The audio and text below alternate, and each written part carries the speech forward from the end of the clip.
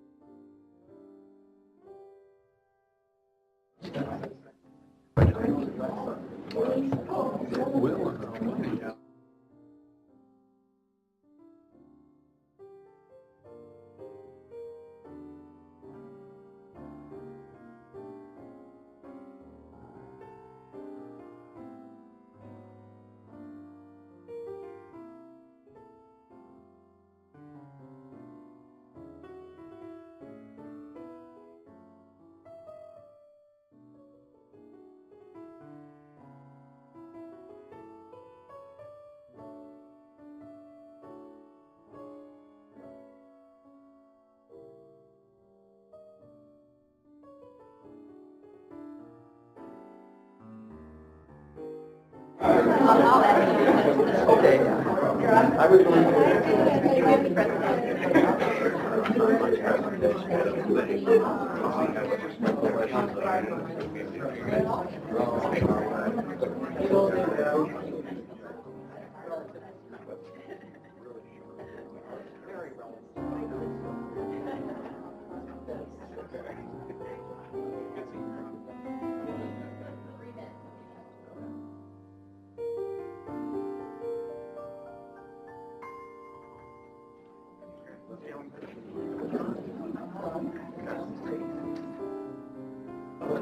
Yeah.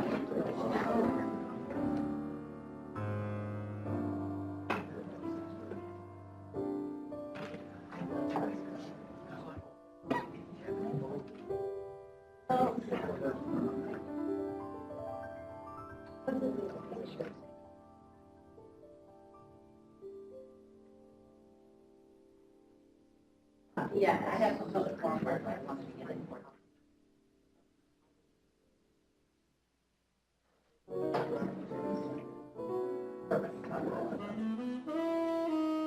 Okay, we'll start in just a few minutes. After 15 Right, now it really works, right? Okay. Oh, It's a part of it.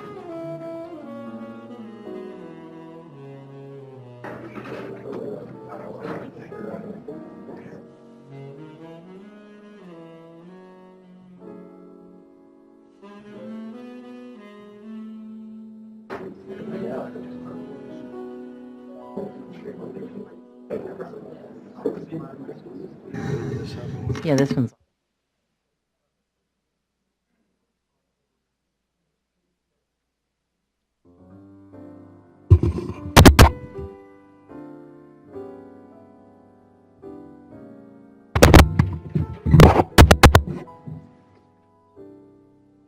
Oh, no.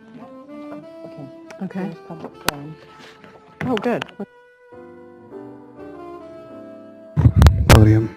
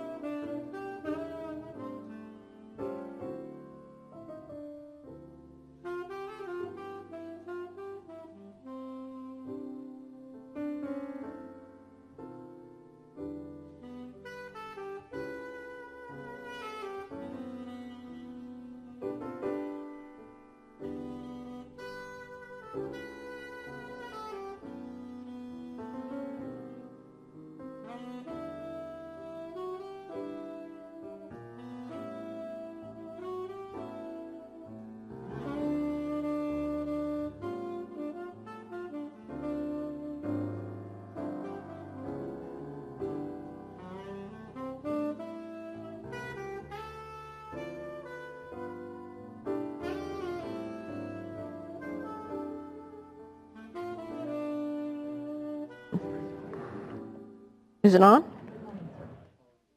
Yeah.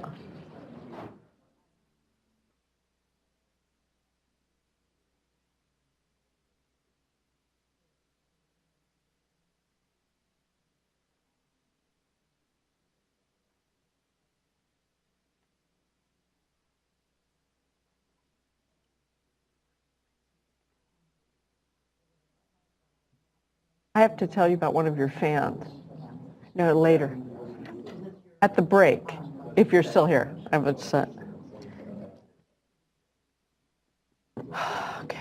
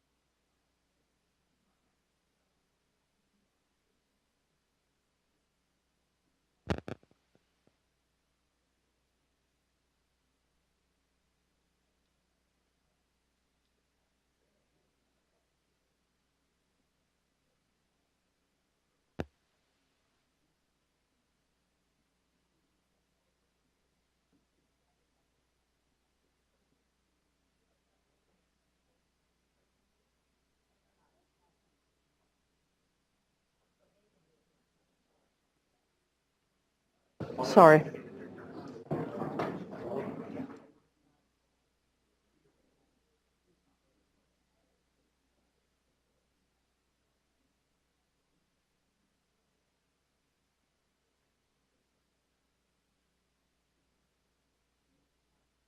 Two more. Okay. Yeah, it is a big public forum day. Oh, okay, good. I did. Can you hear me? Is it on now? Yeah, it's on. Can you hear me? No? Louder. Talk louder? The whole point of this is to not have to talk louder. Now? Can you hear me now? I like the nodding heads. There's like a good bobblehead thing going in the... Felicia, can you put it What do you mean? in the middle? You think the middle would be better? No, it'll be too low.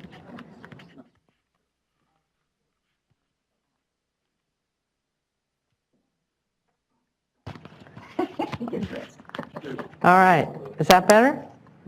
Okay, good. Thank you. Well, good morning. Sorry for the late start.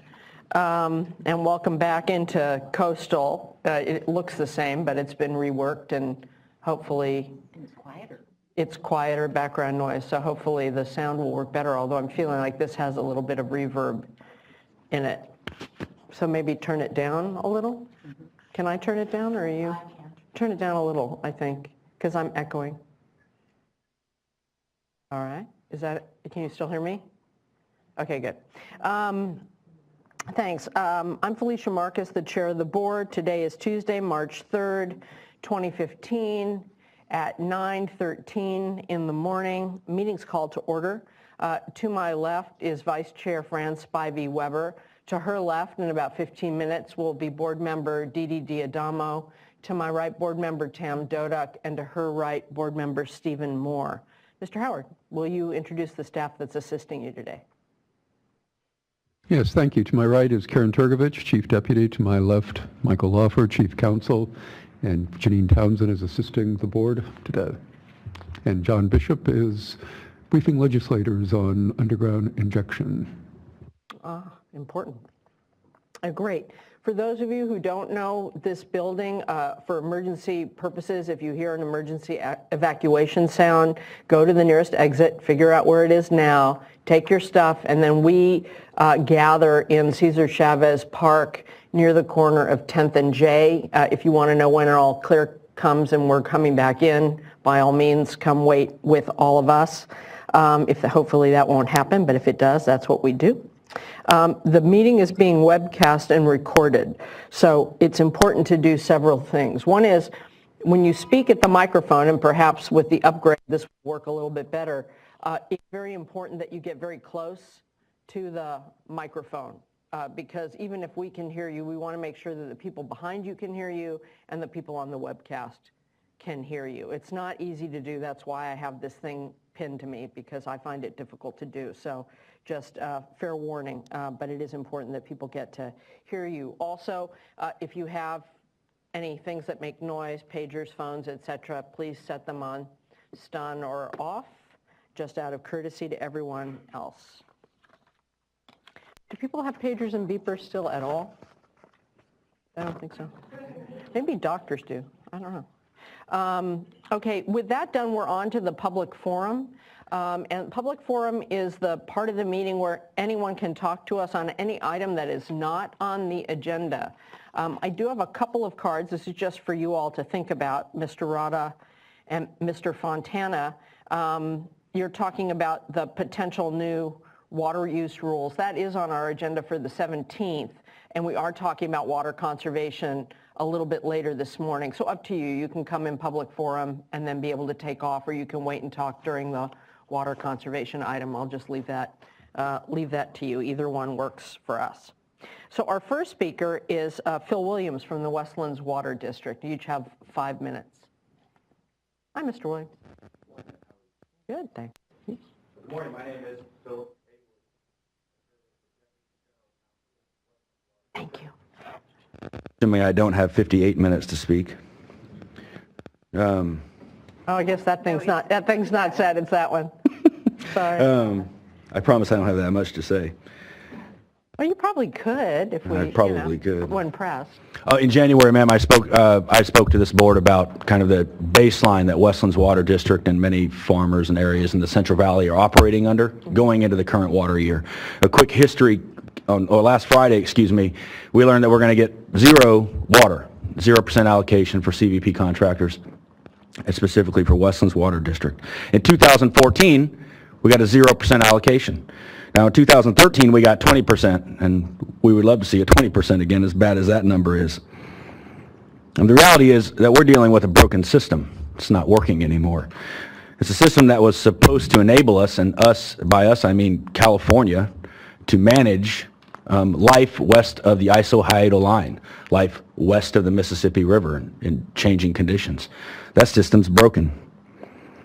The CVP is meant to equip us to operate in a drought like the 28-34 drought that we experienced.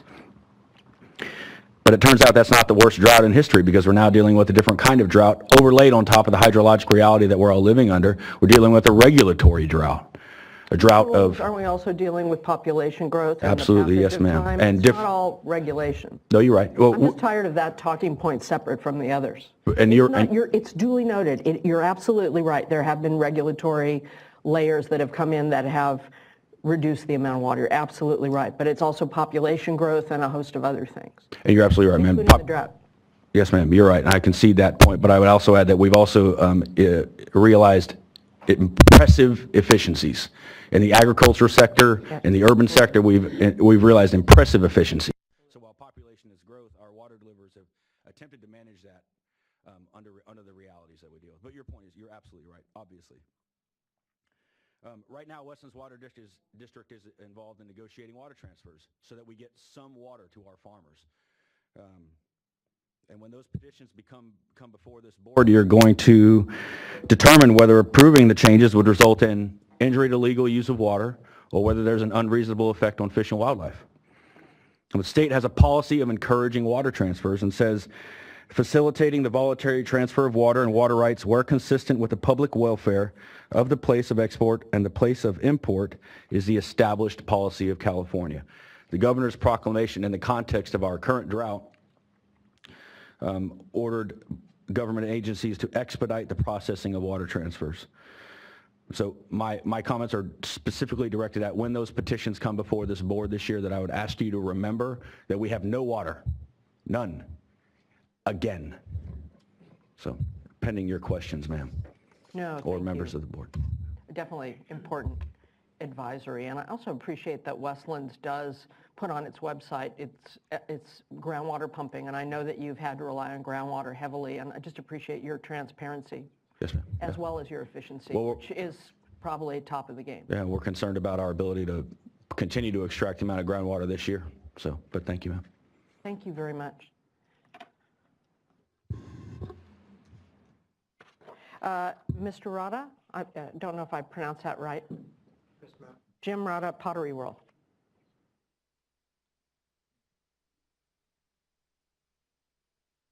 Good morning. My name is Jim Rada, and I'm a retail businessman. And I have 2 retail stores in the local area, one in Rockland and also one in the El Dorado Hills. And I understand that the board was considering a ban on water fountains in the residential homes. And I just thought I'd give my opinion and kind of voice my concerns as a businessman. We sell fountains at Pottery World, and if there was a ban on the water features, it would create a very much a financial impact on my business personally. We deliver fountains and water features to the local in the local area and actually statewide 4 to 5 days a week. We send my crew out to install these fountains in the backyards of the local residents. We employ up to 40 people. And we sell other things besides fountains, but this is by far the most important category, as a retailer. So personally, we would take a real hit if there was a ban in this area. But I'm not the only one. There's also nurseries, other business people like myself that have small water feature stores. There's also your big boxes that sell fountains, your Costco's, your Walmarts, and umpteen nurseries around the state that would be affected, with this type of a ban. So needless to say, there would be a financial hardship, especially on those businesses that do sell your water features. Regarding the use and also the the type of water or the water that is being used for your fountains, you're looking at anywhere from 5 to 25 gallons per fountain, and most of the time the water is being reused. So That was going to be my question. I thought most of those do have a recirculating pump. yes. And the regs we did were on larger ornamental fountains if they didn't have a recirculating pump. But I know that we were looking, I guess it would count for residential. I was thinking more larger public scale. But I think the ones we already did had to do with not having a recirculating pump in them or using recycled water as in a large public one. I don't know that we were thinking about going further in the next regs, but we'll look at it. Okay, well, that's good news. I just want to wasn't sure of just how far we were going with, that area. So I just want to make a couple points in that area that statewide, it's an important part, for the economy, I think, in the state to keep our people employed in that area. So without anything else to say, I think I'll just Thank you. leave it at that. That's very interesting. We'll Okay, look at it. thank you.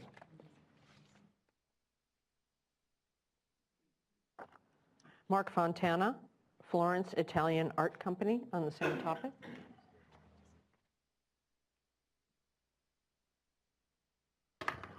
Hi, good morning. Good morning.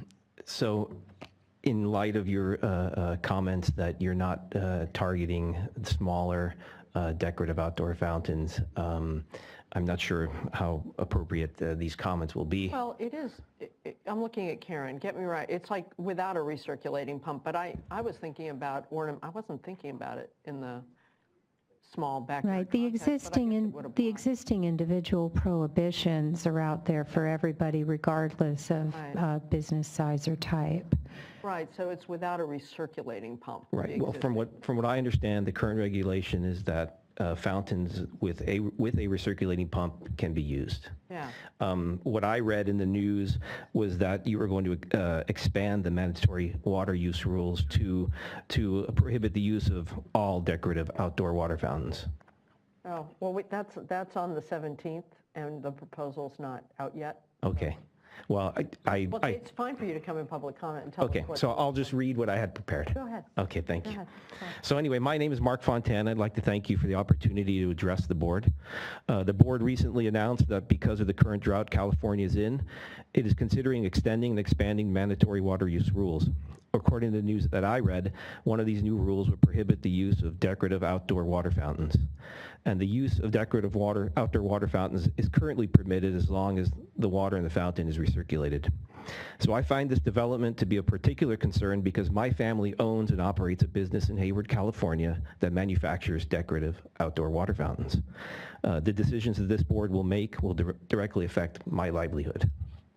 The name of our company is Florence Italian Art Company. Founded in 1916 in San Francisco, our company manufactures and distributes handcrafted garden decor, including decorative outdoor water fountains with recirculating pumps, to independent garden centers and other retailers throughout California. We have been employers and taxpayers in Hayward, California since we moved there from San Francisco in 1988. And as a small business, we are proud to say that we are the exception to the rule because we actually still design and manufacture our product here in California. I've driven up to Sacramento this morning to ask you to reconsider the total ban on outdoor decorative water fountains. Such a ban would be disastrous for our small business, which, like many other small businesses here in California, has just started to recover from the devastating effects of the Great Recession. Decorative outdoor fountains comprise about 75% of our total sales, and about 90% of our total sales are to retailers here in California. It's not difficult to see that if the board prohibits the use of decorative outdoor water fountains, we would most certainly have to lay off a large portion of our workforce, if not close down completely. Our suppliers and retailers that we supply would also be adversely affected, and the end result would be less jobs and less taxes here in California. We understand that California is in a drought and the water must be conserved. However, we feel that the proposed new rule banning the use of decorative outdoor fountains is primarily a symbolic gesture to show that the board is taking measures to deal with the drought. I ask that you please don't single us out as a scapegoat when there are so many other measures that you can take that would result in vastly greater water savings. The majority of the decorative fountains that we manufacture are small in scale and require anywhere from 5 to 25 gallons of water to operate, and this water is recirculated by a pump. It doesn't make sense to outlaw small decorative outdoor fountains that may only recirculate the same 5 gallons of water while continuing to allow unlimited washing of vehicles and driveways. And nor does it make sense to prohibit the use of small decorative outdoor fountains while allowing the filling of 10 to 25,000 gallon backyard swimming pools without restriction. As I said, there are many measures this board can take which would be much more effective. So please help save jobs here in California by rethinking your proposal to completely prohibit decorative outdoor water fountains. As I mentioned earlier, there are other measures the board can take that would be more effective. But if decorative outdoor water fountains absolutely need to be targeted, maybe some middle ground can be found. For example, the board can consider exempting small backyard water features that hold, say, under 50 gallons of water, since these are not significant water wasters. I'm sure that creative solutions can be found and that will satisfy this board without placing undue hardships on small businesses such as ours that actually still make things in California. As a last note, I just wanted to mention that decorative outdoor water fountains that we manufacture have many benefits besides beautifying the backyards in which they are placed. Not only do they create an environment of relaxation for us humans, which is necessary in this stressful world, but they also serve another important, often overlooked function. Backyard water features provide much needed water for birds, bees, and other pollinators to survive, especially in the time of drought. So thank you once again for listening to my viewpoint. I'm available to speak with anyone at any time regarding this matter, which is vitally important to me, my family, and all of our employees. The fate of our company and the jobs of many lie in your hands as you make decisions to expand the water use rules. Great, thank you very much. Very helpful. Okay. And very well said. Appreciate Thank you. that. No, it is interesting that there's been a lot of effort on the part of the media to predict what we're going to do next. And so when we talk about the range of things we may consider, sometimes they've come out as if we've already decided something we haven't. So thank you. Very timely. Next, Deirdre Desjardins, California Water Research. Hello, thank you. I'm here to follow up on my remarks at the last board meeting about the groundwater emergency developing in the Tulare Lake Basin. The day I spoke, the Tulare County Office of Emergency Services released a map of 938 well failures in the eastern part of the county. That's over half of all the well failures in the state.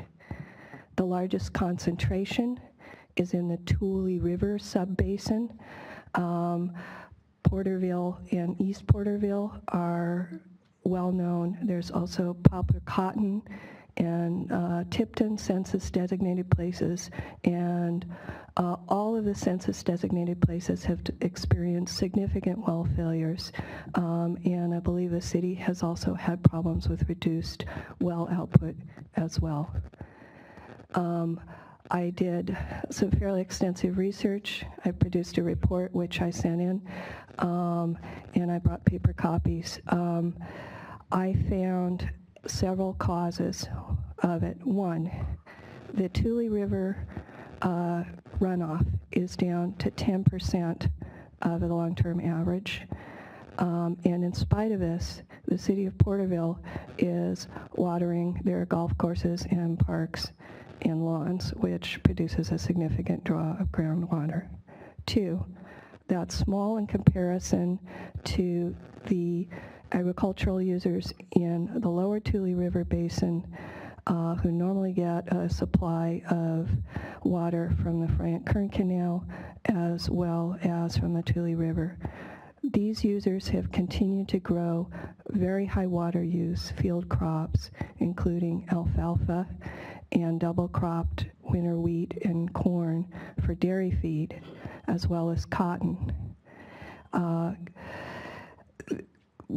In addition, there are a number of water districts that have essentially no surface water supply and are growing high water use permanent crops or field crops, and these are producing long-term net groundwater overdraft. So you combine all of these and you have the perfect storm of well failures in the area. And I do have copies of the report I brought that I'd like the Water Board to have. Thank you. Saw that come through. Appreciate all your attention to all of this. It's perfect storm is the right way to put it. Yeah, and I think the board may need to address some of the issues of groundwater overdraft to bring it into balance, but it's obviously a longer term thing to think about. Thank you. Thank you very much. Jim Williamson, Butte Creek issue. Hi, thanks for joining. Morning. My name is Jim Williamson. I have a ranch in Siskiyou County, and the Forest Service has had a couple of projects up there, one being the Ore Lake project and the Keg Meadow project. And the what meadow? I'm sorry. What's that? What meadow? Keg Meadows. And I believe both the projects was built wrong because neither one of them can bypass low flows. all the water has to run through their projects, then run out. And they don't have the right diversion to allow the blow flows to bypass. So I dropped off some stuff to Kathy Maroka Oh, perfect. I was going to Yeah, she's sitting right there. Very good, yeah, excellent. on Friday. She's the one. And, but I'd like the board to take a look at some of this stuff, because I really believe that the Forest Service built these projects wrong, and they pushed it through. And if you guys take a look at it, I think you'll see that. So, And so the impact is when the water goes through their projects, it eats up some of the water. right. What kind of projects are they? One, they was going to raise the lake of the Ore Lake Reservoir, and they was going to raise it 2 or 3 feet. But they put these structures in, and they didn't check the elevations of them. They have no, that we know of. We haven't seen any information on any of the elevations of the structures. Like Keg Meadows was put under a 401 permit, and the Army Corps of Engineers, Fish and Game, they're all involved in it. They've raised the creek level 3 feet. They also put a diversion in, and they said they changed a 90-year-old irrigation ditch, and they moved it back into the meadow where the original creek bottom was. But, you know, they're talking about 90 years old, and that creek has been there. Our neighbor's 60-something years old, and he said it's been there his whole life. So they're using the word drainage ditch, and it's actually the creek bottom of Butte Creek. And the bottom line is that we don't receive our water, and we're a senior water right to them. So they've last year pretty much just cut us off, and we didn't receive anything from them. So I would like you guys to take a look at them 2 Absolutely. projects if you could. Absolutely. That's what we're here for. And like I said, I dropped this package off to Kathy, and if I could drop it off to you guys, it'd be great. If not, Well, great. No, Kathy works with us, so. all right. Great.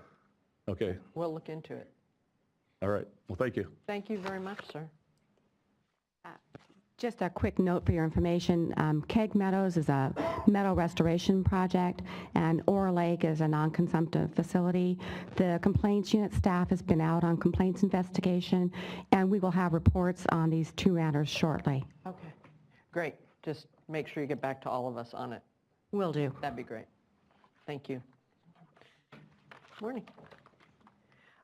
Great, thank you all very much. Next, we'll consider the minutes from February 17th and 18th. Do I have a motion? No. We are not going to approve the minutes from 17th and 18th. So moved for adoption. Is there a second? Second. All right. All in favor? Aye. I'll abstain. Oh, that's right, you weren't here, that's right. That's why you said no. I was wondering about that. All right, the minutes are approved. We do have, okay, we have 1 card, but only if needed. We have 2 uncontested items, items 2 and 3. Do I have a motion? So moved. All right, any discussion? All in favor? Aye. Aye. Great, it carries. Thanks, glad we're doing particularly the subvention for all that good stuff to help people. Those are good. It almost would be worth talking about. We are going to talk about the Safe Drinking Water Plan and Human Right to Water later, so we'll have plenty of time on drinking water today. Next, we're moving on to item 4, which is an informational item. Always hoping for better news than we get this year on California's ongoing drought emergency, but also the Department of Water Resources remote sensing projects for assessing drought impacts. Mr. O'Hagan, I'm delighted to see Janine Jones from the Department of Water Resources here. And you have an honorary pass to come anytime you want. I'd listen to Janine read the newspaper. I'd be fine. Good morning, Chair Marcus and board members. I'm John O'Hagan with the Division of Water Rights. In the past, the board members have expressed an interest in hearing about the Department of Water Resources' use of remote sensing technology. Today, Janine Jones is here to make a presentation to the board. So my drought update will be focused mostly on the comments that we received regarding the informational order that was issued on February 4th. That order applies to over 1,000 water right holders of senior water rights and 450 individuals. Division staff has met with stakeholders since those meetings, and we have improved the online reporting system. We have added, as you recall, there was some concern about the comments being able to put on there, so we've added a comment field. We've added the print and save capability to the form. So we believe we've addressed nearly all the stakeholders' comments, and that form is now available online. To date, we have received about 1/3 of the responses for the statements. The due date is March 6th. So we hope that there's been a big influx of forms coming in, so we hope to get a lot more in the next 2 days. Right, and what kind of messaging are you giving people about, since you did simplify it and work with people, which I think is fabulous, have people asked you for a little more time or fear of the sort of Damocles coming down on them? I mean, do you have a plan for giving people a little time before you would enforce, or you'll ask questions first, presumably? Well, as far as the additional time, now you recall that the regulation had a tight timeline, so we have already provided 5 times the time that is permitted by the regulation, and then we are concerned with if we give an extension, that might affect our ability to enforce a later date. So we do have enforcement discretion, but we do want to see responses in by the due date. Whether they have complete information or not, it will be a discretionary determination by us. There is certain specific information we feel that they should be able to provide. Again, we're asking for 2014 diversion data. Right. And we're also asking for a priority date and type of right. The information supporting that may take a little more time, but we expect responses. Thank you. Okay. Helpful. If there's no questions, then I'd like to introduce Janine Jones to make her presentation. I just want to thank you for discuss this last time, and you responded and took care of things within a couple of days, so thanks. You bet. Well, Madam Chair, members, here today to talk about a couple of our remote sensing projects. They're the results of a collaboration that we've had ongoing with NASA for about 5 years now in looking at ways to incorporate new technology in our business practices. And let's see, is the clicker working?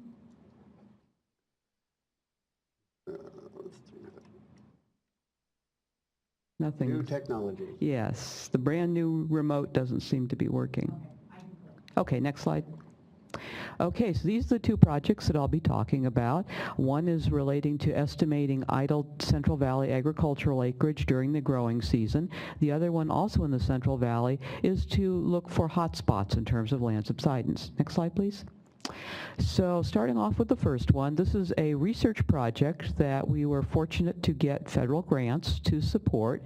We initially began this as a request to the NIDIS, National Integrated Drought Information System program of NOAA, and subsequently were able to get NASA grant funding as well. And we make use of USDA National Agricultural Statistics data where it's available. We are now beginning year 4 of a 5-year project, and subsequently this system will transition to us for operations. Next slide. And just to credit our federal partners who are working with us on this, we have a team that's led by USGS, USDA, and NASA. Next slide. And these are the kinds of information that this can produce. Last year, year 3 of the project, was actually our first operational year of trying to produce this data, and it was a challenging year to do it in because of the late planting that was experienced last year, since water supplies were not well determined until so late in the season. One of the things we were looking at was the ability of this activity to sort out the difference between the winter crops and the summer crops, and that's going to be an ongoing thing that we work on this year. The real purpose of this stems from requests that we had during the 2007-2009 drought for, well, what are the impacts? And the particular focus then was social services assistance, interestingly enough, and people wanted a quick screening tool. So if we could go to the next slide, please.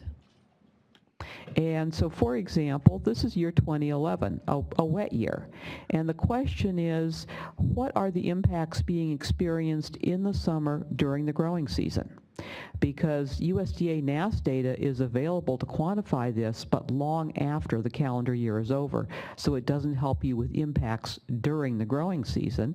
And so the question is, what can we get using available data sources such as the Landsat series and companion imagery to come up with a map? So the brownish red color that you have on your screens will be the fallowed lands. And these could be fallowed because of either water shortage, normal crop rotation practices, crop market conditions. So this is just what the eye in the sky is seeing. So if we could go to the next slide now. So here's 2013. So this was our second year of drought conditions, and you see down there in the Tulare Lake Basin area, southern part of the San Joaquin Valley, more fallowing going on, more idle lands. Next slide, please. And 2014, obviously we see more of that. And, you know, given what the conditions are for likely water supplies this year for San Joaquin Valley agriculture, you know, a good guess would be to expect this kind of condition this year. But this is an example of what this kind of data product can provide for you. And one of the things we're exploring as part of the research activities this year is also looking to see if we could use this to verify lands that have been deliberately fallowed for water transfer purposes. Oh, right. Because in that case, there should be no irrigation water going on the fields, and we should be able to pick this up from the database. So I said this year will be year 4 of our research project, and we'll be transitioning this to operations over the next couple of years. Could you do this by season in order to determine, you know, in areas where maybe they're having some issues with but not to the extent they have to fallow entirely? In other words, you know, not as many multiple crops on the same piece of ground. Well, that's what we were trying to do last year with the differentiation between winter crops, which are often unirrigated grain crops, and then the major summer production crops. That turned out to be quite challenging because of the very late planting season and the overlap between those two.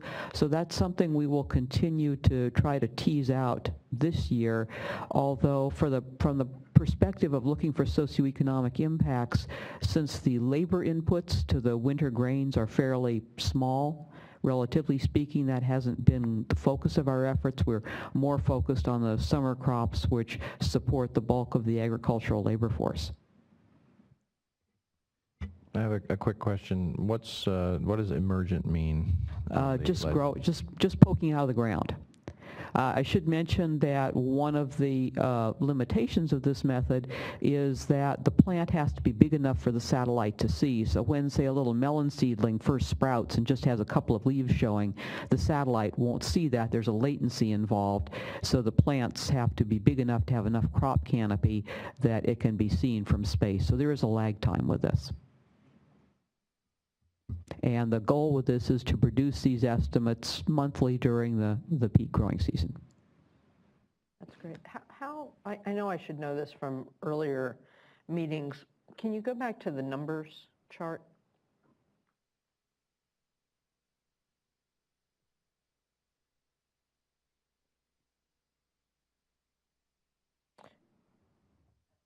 Yeah. Trying to figure out how to look at the idle due to drought versus idle for other reasons. I know that's guesswork. I just wonder, can you help illuminate a little the difference between the estimates that UC Davis took from some of the satellite imagery and these numbers? Yes, what UC Davis did was actually an ag econ impact modeling exercise in which they used a water supply type determination coupled with a groundwater model to estimate what amounts of water might be available for growers, and therefore, what might they not have, and therefore fallow.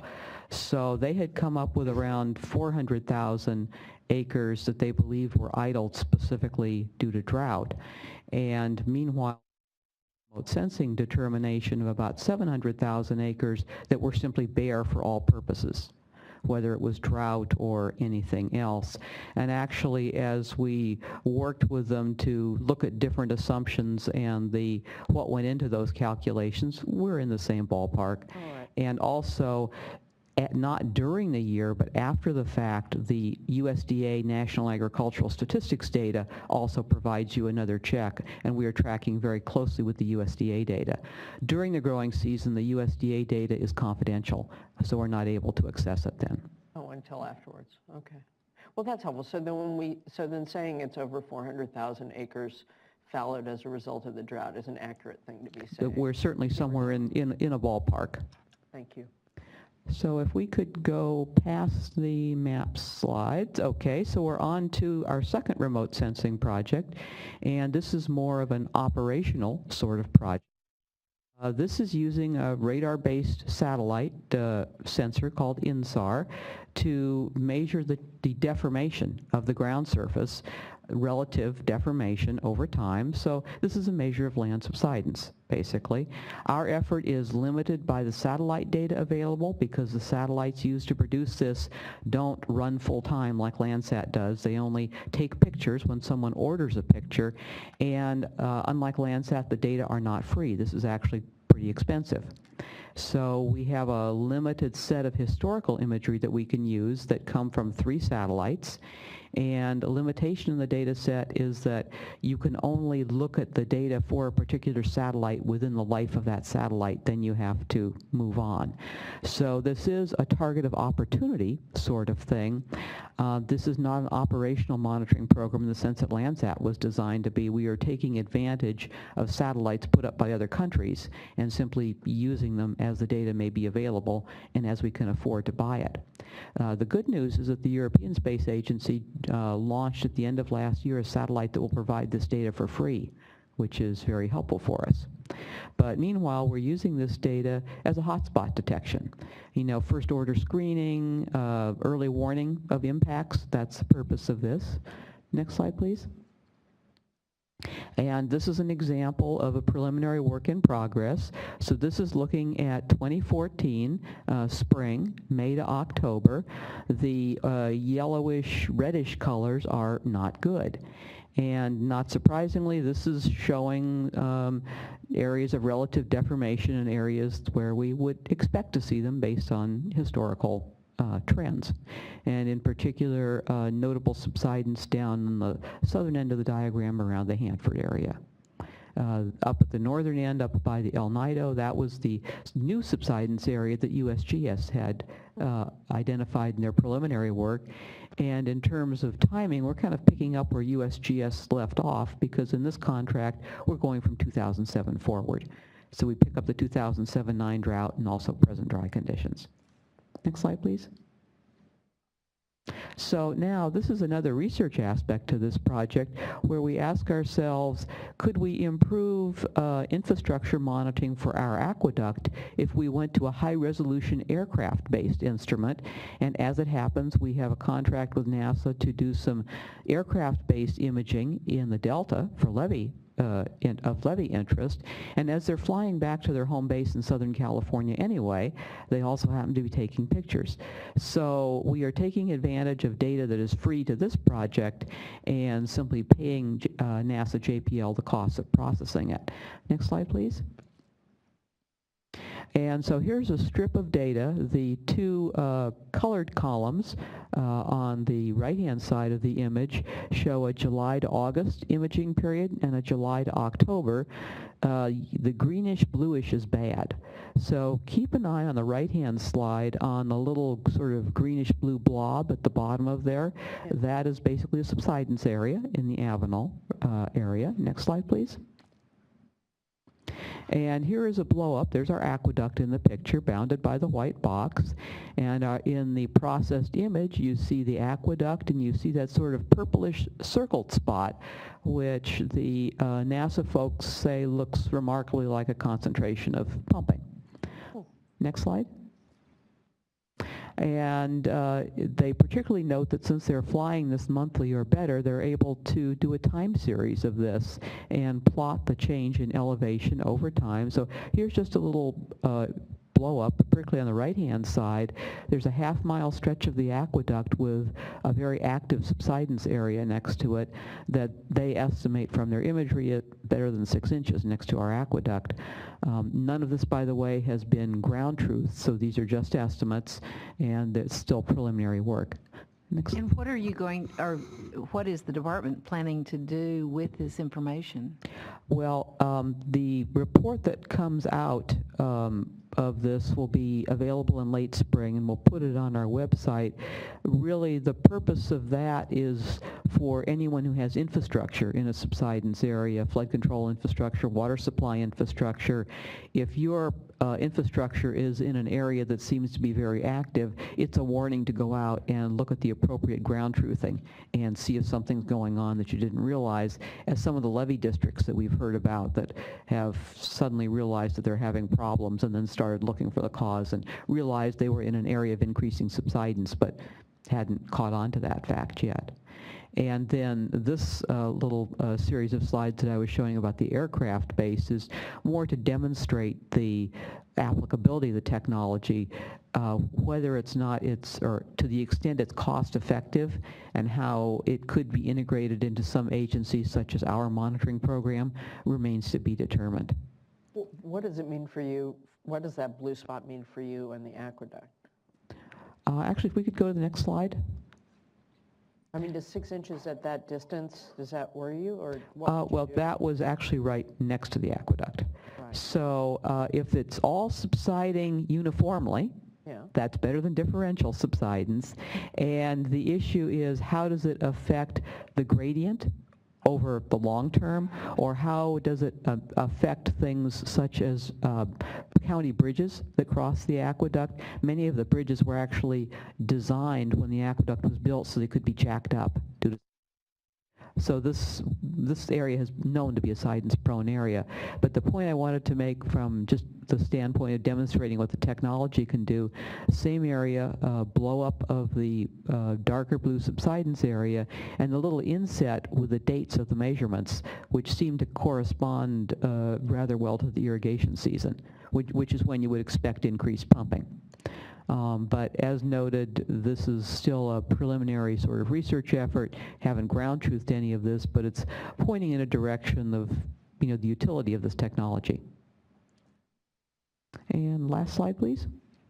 Oh, no, one more. But anyway, so this is another thing we were doing with this demonstration project, was comparing the high-resolution aircraft-based data with a much less precise satellite data, which covers a broader area. And you can see that down the southern end of the strip that we looked at from the aircraft, you can see those same kind of color features that are indicated in the satellite data, that there's something going on there. Okay, and last slide. And happy to give you progress reports as we pursue these technologies and their application, but that's sort of where we are today.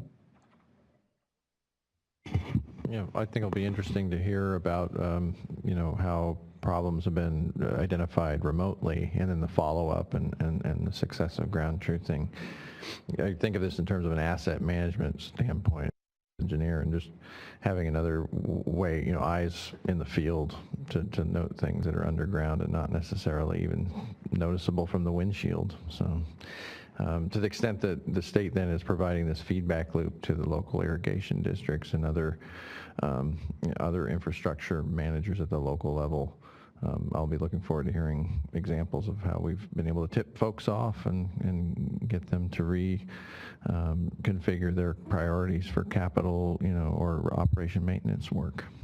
Yeah, and also this is certainly useful for local agencies as they begin administration of groundwater management plans for their areas, because it's a tip-off that, oh, something, there may be something going on here that we didn't realize, so let's figure out what it is and get to it before it gets worse. And my question is to Tom and Karen, and are we collaborating? I assume we are, but are we collaborating, and in what way, with DWR as they engage in this data collection? Because it's really quite helpful to the state for a number of things, not just not just for DWR. So.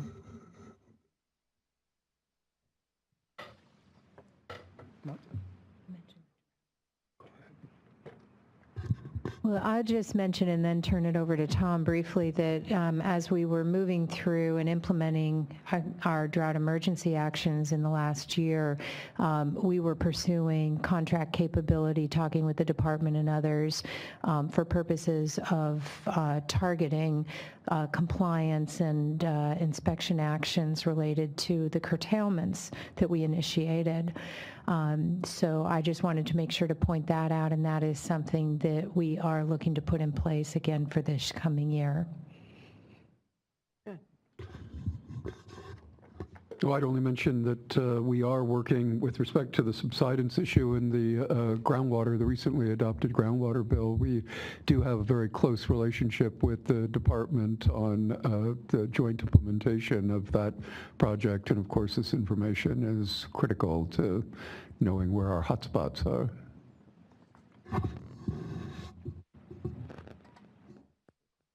Or just, on those infrastructure points, I just would highlight the usefulness, hopefully, of this tool to be able to enable locals to identify potential leakage, and inefficiencies with water, and especially in the distribution systems.